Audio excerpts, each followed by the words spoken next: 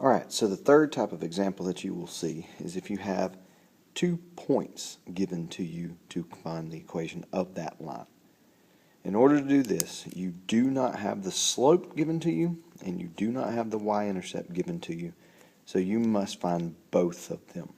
Just like here we had to find the y-intercept, here we were handed both of them.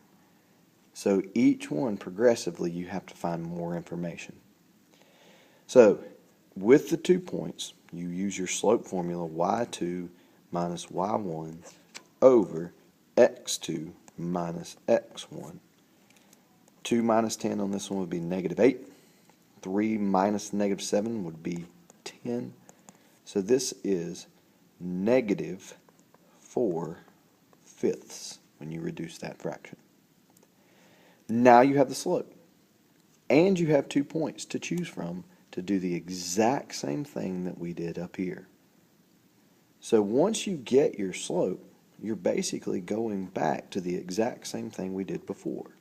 Y minus the y value equals the slope, -4/5 times x minus the x value.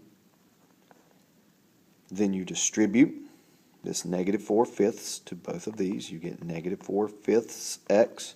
Again, that should make sense. That's the slope. -4/5 times -3 is going to be +12/5. Use your calculator if you can't do it in your head. And then you add this 2 over to this side. When you add the 2 over to that side, you end up with, and I'm sorry about that y. You guys are used to my y's by now, right? You add the 2 over to this 12/5 right here, and you will end up with 22/5, or 4.4 as a decimal. When you go through and you have the 2 points, everything continues to tie back to what you knew before. The difference is you have to find those 2 points. Now, let's talk about how that applies to word problems. In a word problem, what that means is you're going to have to search for those points, from the problem. Remember we did the archaeology example, and you were digging up 2 human beings? Sometimes you have to dig up 2 points out of the problem. Funny joke, huh? Nice.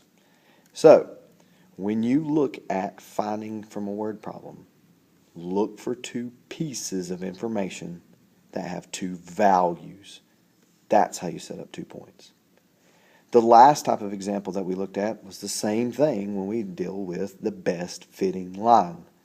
With the best fitting line, just make sure that your 2 points are on the line that you draw. Then you do everything else exactly the same as you did before. Good luck on your quiz.